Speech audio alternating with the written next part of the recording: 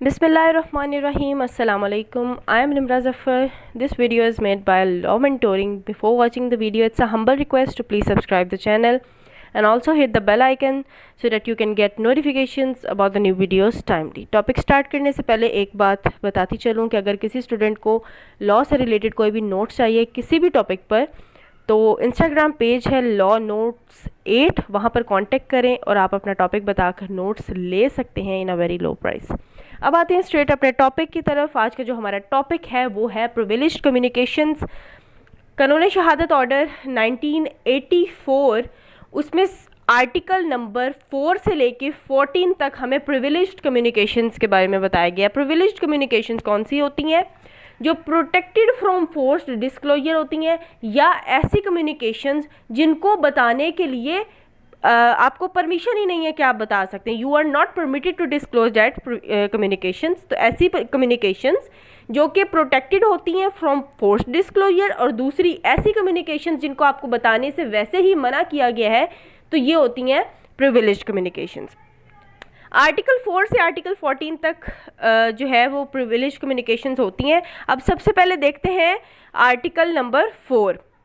Article 4 क्या है? जजेस एंड मजिस्ट्रेट। अब ये आर्टिकल क्या है? नो जज और magistrate shall be compelled to disclose any information regarding. सबसे पहली बात कि किसी भी जज को या किसी मजिस्ट्रेट को कंपेल नहीं किया जा सकता, मजबूर नहीं किया जा सकता कि वो किसी भी तरह की कोई इंफॉर्मेशन डिस्क्लोज करे। कौन सी इंफॉर्मेशन?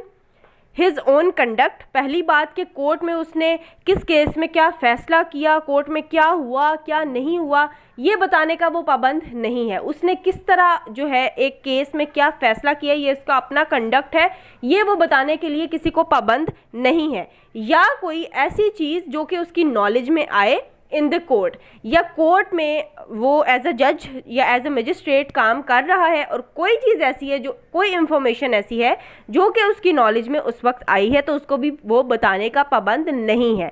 एक्सेप्शंस क्या है? अब बताने का पाबंद, जनरल रूल तो यही है कि वो बताने का पाबंद नहीं है, लेकिन किस केस में उसको कंपेल किया जा सकता है और कौन कंपेल कर सकता है, ये इसकी एक्सेप्शंस में फॉल करता है। नंबर 1 एक्सेप्शन क्या है? Order of superior court.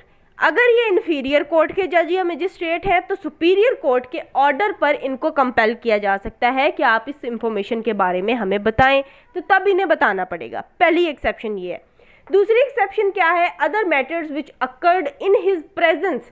जब वो एज अ जज या मजिस्ट्रेट काम कर रहा था कोर्ट में, उसकी प्रेजेंस में कोई ऐसा मैटर हुआ है, कोई हादसा हुआ है, तो उसके बारे में उसको एग्जामिन किया जा सकता है। फॉर एग्जाम्पल, वो एज अ जज या मजिस्ट्रेट काम कर रहा है, ठीक है, एक बंदा है, उसका पहले से ही जो है प्रोसीडिंग्स कोर्ट में चल रही हैं, ठीक है, मर्डर के केस में उसकी प्रोसीडिंग्स चल रही हैं।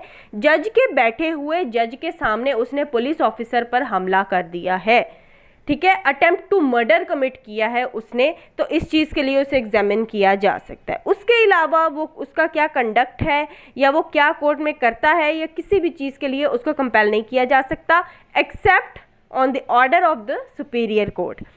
उसके बाद आ जाता है आर्टिकल 5। आर्टिकल 5 क्या कहता है? Communication during marriage. शादीशुदा कपल जो है वो उनको कंपेल भी नहीं किया जा सकता और उनको परमिशन भी नहीं है कि अपने दरमियान, अपने माँ बहन हुई कोई भी कम्युनिकेशन, किसी भी बात को वो किसी के सामने डिस्क्लोज करें। No person who has been married shall be. जहाँ शैल का वर्ड आ जाए, इट्स मीन वो मैंडेटरी है, वो ज़रूरी है, लाजमी करार दिया गया है। No person who has been married, ऐसा पर्सन जो कि मैरिड है, उसको कंपेल भी नहीं किया जा सकता, ना मजबूर किया जा सकता है कि ये अब जो आपके दरमियान कोई भी बात हुई है उसे डिस्क्लोज करें, और उसको परमिशन भी नहीं है कि वो डिस्क्लोज करेंगे। मतलब मियाँ बीवी हैं, उनके दरमियान जो बात हुई है, ना तो इन्हें मजबूर किया जा सकता है कि किसी बात को डिस्क्लोज किया जाए। इवन इन द कोर्ट में भी अगर कोई भी किसी भी केस में अगर उनको लेकर जाया जाता है, तो वो अपने दरमियान हुई कम्युनिकेशन को डिस्क्लोज नहीं कर सकते, ना कंपेल किया जा सकता, उनको इजाज़त भी नहीं है इस चीज़ की कि वो उसे कंपेल करें। लेकिन एक्सेप्शंस क्या हैं इसकी? कब कब वो डिस्क्लोज कर सकते हैं, उन्हें कंपेल किया जा सकता है? सबसे पहली बात कि कंसेंट के साथ, अगर वो अपनी कंसेंट देते हैं, कपल अपनी कंसेंट देता है कि जनाब हम प्रिविलेज जो अपनी कम्युनिकेशन है उसे डिस्क्लोज करेंगे, वो भी किन किन केसेस में, ये अभी हम आगे देखेंगे, ठीक है। या फिर उनके रिप्रेजेंटेटिव्स की कंसेंट चाहिए होती है। किन केसेस में उनको कंपेल किया जा सकता है डिस्क्लोज करने के लिए? जब उनके माबैन कोई सूट चल रहा हो, जैसे suit for dissolution of marriage, ये इसकी एग्जांपल में आता है। मियाँ बीवी के दरमियान ये सूट चल रहा है, तो उनको ज़रूरी है कि केस में जो है वो एक उनका लिटिगेशन चल रही है, अदालत में उनका सूट चल रहा है, तो उस केस में उनको कंपेल किया जा सकता है कि आप अपने मामलात हमें बताएं। दूसरी बात, क्रिमिनल प्रोसीडिंग्स, ऐसी क्रिमिनल प्रोसीडिंग्स जिसमें कपल इन्वॉल्व हो, ठीक है। एक बंदे ने, एक मैरिड पर्सन ने अपने ही कपल, अपने स्पाउस के जो है अगेंस्ट कोई क्राइम कमिट कर दिया है, तो तब भी डिस्क्लोज किया जा सकता है कम्युनिकेशन को। इसकी एग्जांपल हम क्या देखते हैं कि अगर हस्बैंड है या वाइफ है, उसने अडल्ट्री कमिट किया है, ठीक है, मतलब किसी और पर्सन के साथ जना किया है अपनी वाइफ या अपने हस्बैंड को छोड़कर, तो ये एक क्राइम है कमिट हुआ अपने स्पाउस के अगेंस्ट। तो यहाँ पर उनके अगर क्रिमिनल प्रोसीडिंग स्टार्ट होती हैं तो यहाँ पर वो डिस्क्लोज कर सकते हैं। अब आते हैं आर्टिकल नंबर 6 पर। आर्टिकल 6 क्या कहता है? आर्टिकल 6 है evidence as to affairs of the state. अगर स्टेट के अफेयर्स हैं और कोई कम्युनिकेशन हुई है स्टेट के जो ऑफिशियल बंदे होते हैं उनके दरमियान, तो उनमें से कोई भी, नो वन, उनमें से कोई भी शैल बी परमिटेड, मतलब उनमें से किसी को भी परमिशन नहीं है to give any evidence as to the affairs of the state. Affairs of state से रिलेटेड कोई भी अनपब्लिश्ड डॉक्यूमेंट है, कोई ऐसी चीज़ जो कि कॉन्फिडेंशियल है, उनमें से अनपब्लिश्ड डॉक्यूमेंट्स में से कोई भी इंफॉर्मेशन लीक आउट करने की या कोई भी एविडेंस के तौर पर कोई भी चीज़ कोर्ट में पेश करने की परमिशन नहीं है किसको? जो जिनके दरमियान में ये इंफॉर्मेशन या जिनके दरमियान ये कम्युनिकेशन हुई है as to the affairs of the state. Exception क्या है इसकी? कि जब तक हेड ऑफ डिपार्टमेंट परमिशन ना दे। हेड ऑफ डिपार्टमेंट, जो कंसर्न्ड हेड ऑफ डिपार्टमेंट है, अगर वो परमिशन दे देता है, अगर उसको लगता है कि ये परमिशन देने से पब्लिक इंटरेस्ट सफ़र नहीं करेगा, तो वो तब परमिशन देगा, फिर जाके जो है वो डिस्क्लोज की जा सकती है कम्युनिकेशन। उसके अलावा परमिशन नहीं है। यहाँ पर परमिटेड का वर्ड यूज हुआ है। आर्टिकल 7 क्या है? Official communications. ऑफिशियल कम्युनिकेशन कौन सी होती हैं? कि जो पब्लिक ऑफिसर्स होते हैं या कोई भी ऑफिसर्स होते हैं जो स्टेट के, उनके दरमियान जब भी कोई कम्युनिकेशन होती है तो वो ऑफिशियल कम्युनिकेशन होती है, ठीक है। तो उस ऑफिशियल कम्युनिकेशन को कोई भी पब्लिक ऑफिसर को कंपेल नहीं किया जा सकता कि वो उस इंफॉर्मेशन को डिस्क्लोज करे। कौन सी इंफॉर्मेशन को? इंफॉर्मेशन वो डिस्क्लोज कर सकता है, लेकिन यहाँ एक और बात हुई है कि when he considers that public interest would suffer by disclosing that communication, कि अगर उसको लगे कि ये कम्युनिकेशन को डिस्क्लोज करने से पब्लिक इंटरेस्ट सफ़र करेगा, तब वो उसको कंपेल नहीं किया जा सकता। अदरवाइज जो है वो अपनी मर्जी से जो है उसको डिस्क्लोज कर सकता है अगर पब्लिक इंटरेस्ट सफ़र ना हो। तो यहाँ पर कंडीशन रखी हुई है। कंडीशन कौन सी रखी गई है? पब्लिक इंटरेस्ट की परमिशन रखी कि पब्लिक इंटरेस्ट सफ़र नहीं करना चाहिए। अगर उसको लगता है कि पब्लिक इंटरेस्ट सफ़र करेगा तो उसे कंपेल नहीं किया जा सकता, अदरवाइज वो बता सकते हैं, ठीक है। उसके बाद आ जाता है आर्टिकल नंबर 8। आर्टिकल 8 क्या कहता है? Information as to commission of offence. अगर कोई मजिस्ट्रेट है या कोई पब्लिक ऑफिसर है या कोई रेवेन्यू ऑफिसर है, इन तीनों बंदों को जब कंसर्न्ड मामले, मतलब अगर मजिस्ट्रेट या पुलिस ऑफिसर है, उनको अगर खबर मिलती है कहीं से भी किसी भी क्राइम के कमिट होने की, तो जो बंदा खबर लेकर आएगा उसकी आइडेंटिटी को डिस्क्लोज नहीं किया जाएगा। यहाँ पर ये बात हुई है, ठीक है। No magistrate and no police officer shall be compelled as to whence he got any information as to the commission of offence। Offence commit हुआ है, किसी पर्सन ने आके मजिस्ट्रेट या पुलिस ऑफिसर को इतला दे दी है कि भाई वहाँ पर फलाने बंदे को किसी ने कत्ल कर दिया है, जिसने आकर ये बात बताई है, जिसने इंफॉर्मेशन दी है, उसकी आइडेंटिटी को डिस्क्लोज करने के लिए मजिस्ट्रेट या पुलिस ऑफिसर को कंपेल नहीं किया जा सकता, ठीक है। दूसरी बात, रेवेन्यू ऑफिसर। रेवेन्यू ऑफिसर जो है उसको भी कंपेल नहीं किया जा सकता कि वो किसी भी क्राइम कमिट होने की कोई इन्फॉर्मेशन को डिस्क्लोज करेगा। किसने आके ये इन्फॉर्मेशन दी है? क्राइम, यहाँ पर किस क्राइम की बात हो रही है? जहाँ रेवेन्यू ऑफिसर की बात होगी, मतलब यहाँ पर रेवेन्यू, पब्लिक रेवेन्यू से रिलेटेड अगर कोई क्राइम कमिट हुआ है, ऑफेंस हुआ है, तो फिर यहाँ पर इसीलिए यहाँ बात हो रही है किसकी, रेवेन्यू ऑफिसर की, कि इन्हें कंपेल नहीं किया जा सकता कि आप उस शख्स का नाम बताएं जिसने आपको आकर ये इन्फॉर्मेशन दी है या आपको इन्फॉर्मेशन कहाँ से मिली है, इनसे ये बात जो है वो नहीं उगलवाई जा सकती। इसके बाद आ जाते हैं आर्टिकल नंबर 9 पर। आर्टिकल 9 जो है QSO का, वो क्या कहता है, प्रोफेशनल कम्युनिकेशन जो है होती हैं, जो प्रोफेशनल कम्युनिकेशन में यहाँ पर एडवोकेट और क्लाइंट की बात की गई है कि नो एडवोकेट, इस आर्टिकल 9 में स्पेसिफिकली बात की गई है एडवोकेट की, जो कि फर्स्ट लाइन बेयर एक्ट की आप रीड करेंगे तो आपको समझ आएगी कि no advocate shall be permitted, उसको परमिशन ही नहीं है, कंपेल करना तो दूर की बात है, उसको परमिशन ही नहीं है कि वो किसी टाइम पर भी, एट एनी टाइम, मतलब अगर उसके क्लाइंट का जो उसका केस था वो ख़त्म भी हो गया ना, तो उसके बाद भी वो अपने क्लाइंट की कोई बात डिस्क्लोज नहीं कर सकता। No advocate shall be permitted at any time to disclose, क्या डिस्क्लोज करने की उसको इजाज़त नहीं है, communication between him and his client, कि उसके क्लाइंट और उसके दरमियान में जो कम्युनिकेशन हुई थी उसे वो डिस्क्लोज करने का जो है उसको परमिशन नहीं है। दूसरी बात, स्टेट द कंटेंट्स और the condition of any document, कोई भी डॉक्यूमेंट उसके पास है उसके क्लाइंट का, केस से रिलेटेड क्लाइंट ने कोई डॉक्यूमेंट अपने वकील को दिया था, तो उसके कंटेंट्स को, कि उसमें डॉक्यूमेंट में क्या लिखा हुआ है या उस डॉक्यूमेंट में कोई भी इंफॉर्मेशन को डिस्क्लोज करने की परमिशन नहीं है एडवोकेट के पास। तीसरी बात, कोई भी अगर एडवाइस दी है एडवोकेट ने अपने क्लाइंट को तो उसको भी वो डिस्क्लोज नहीं कर सकता। अब इसकी एक्सेप्शंस क्या है, एक्सेप्शंस क्या है कि कब कब जो एक एडवोकेट है, एक वकील है, वो अपने क्लाइंट की इंफॉर्मेशन को कब कब डिस्क्लोज कर सकता है, उसको परमिशन कब कब है कि वो डिस्क्लोज कर सकता है। सबसे पहले तो consent of the client, client consent देगा कि हाँ जी अब आप डिस्क्लोज कर सकते हैं, तब वो डिस्क्लोज करेगा, नहीं तो किसी टाइम पर भी डिस्क्लोज नहीं कर सकता, बेशक केस ख़त्म ही क्यों ना हो गया हो। दूसरी बात, such communication made in furtherance of any illegal purpose, यहाँ इसको एग्जाम्पल के थ्रू हम समझते हैं, इलस्ट्रेशन देख सकते हैं आप बुक से, वहाँ पर ये एग्जाम्पल दी गई है कि अगर क्लाइंट किसी इलीगल पर्पज़ के लिए एडवोकेट के पास आया है और उसके साथ कम्युनिकेट किया है कि मैं इस ज़मीन पर फॉर एग्जाम्पल इलीगल एक फोर्ज्ड डॉक्यूमेंट के थ्रू कब्जा करना चाहता हूं, आप मेरी हेल्प करें, तो वो कम्युनिकेशन जो है एडवोकेट डिस्क्लोज कर सकता है। यहाँ उसके ऊपर कोई पाबंदी नहीं आती क्योंकि पर्पस इलीगल है, ठीक है, इलीगल पर्पस आ जाएगा तब उसके ऊपर कोई पाबंदी नहीं है।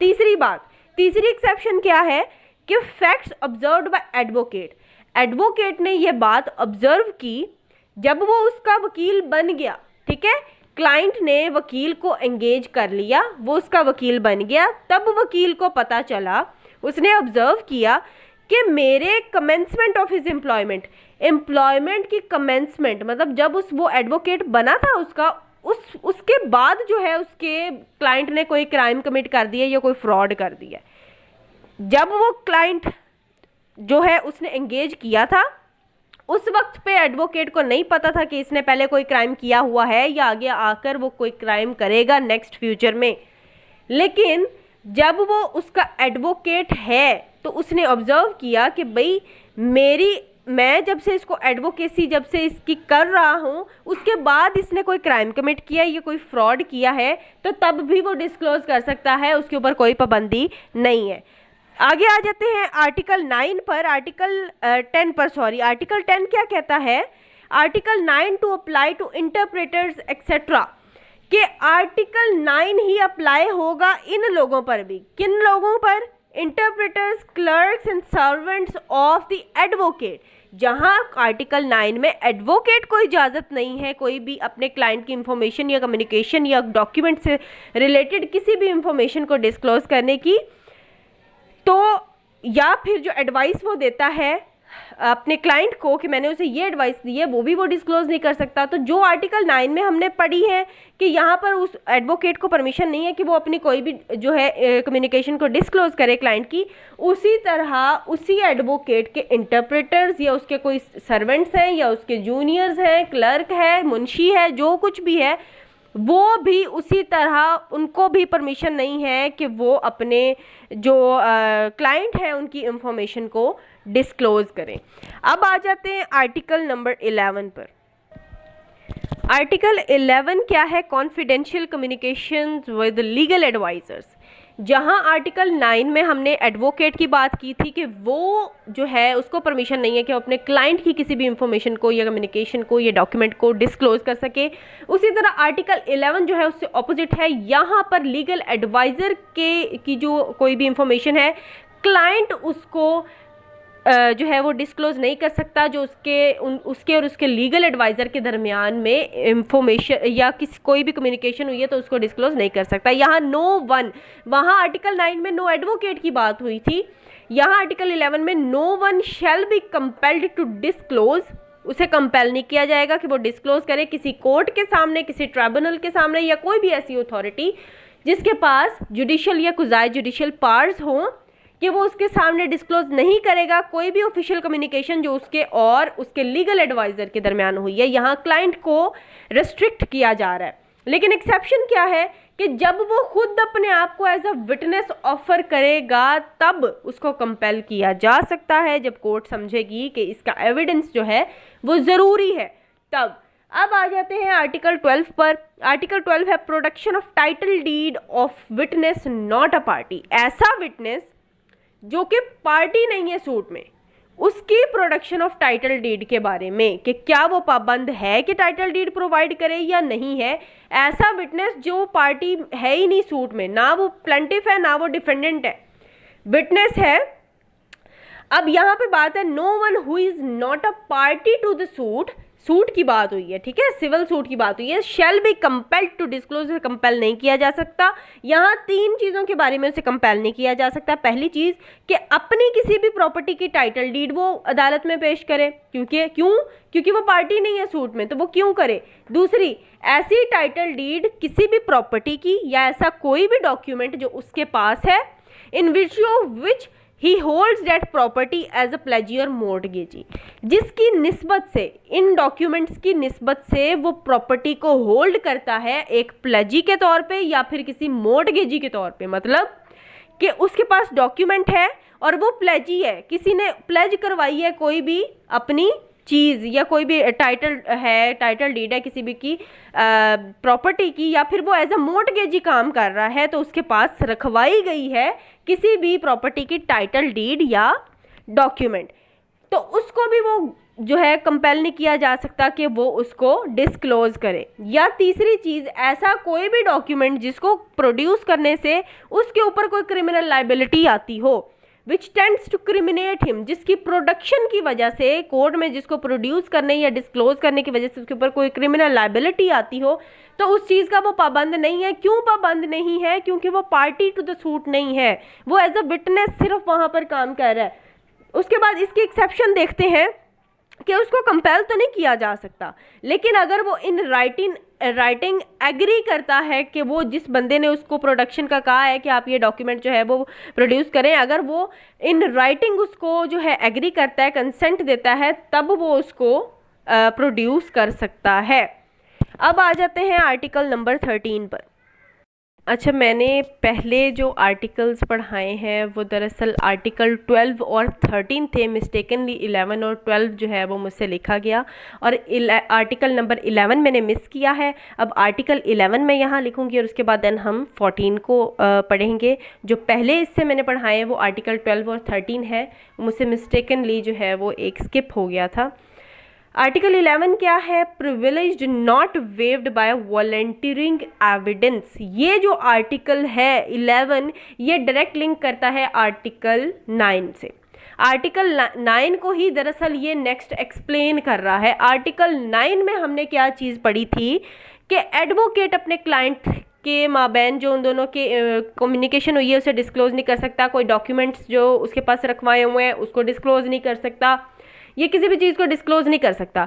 एडवोकेट पर बार लगाई गई थी। आर्टिकल 11 क्या कहता है कि अगर if any party to the suit give evidence to his own instance, अगर वो जो क्लाइंट था उसका, एडवोकेट का, आर्टिकल 9 की बात हो रही है, वहाँ जो हमने क्लाइंट देखा था, क्लाइंट अगर अपने वॉलंटरी एविडेंस देखता है, अगर खुद जो है वो कोर्ट में जाके किसी चीज़ का इकरार करता है कि मेरे और मेरे एडवोकेट के दरमियान में ये बातें हुई थी, खुद डिस्क्लोज करता है, तो फिर यहाँ पर क्या है, यहाँ इसका मतलब हरगिज़ ये नहीं है कि एडवोकेट को भी यहाँ पर जो है उसको भी कह दिया गया है कि आप भी जो है वो डिस्क्लोज कर दो। नहीं, अगर क्लाइंट अपने ओन पर जो है वो एज अ विटनेस अदालत में जाके कहता है कि मेरे और मेरे एडवोकेट के बारे में ये जो है हमारे माबैन कम्युनिकेशन हुई थी, वो तो ठीक है, लेकिन इसका मतलब ये नहीं है कि एडवोकेट को भी परमिशन मिल गई है। Advocate shall not be deemed to have been consented thereby to such disclosure. वो डिस्क्लोज तब भी नहीं कर सकता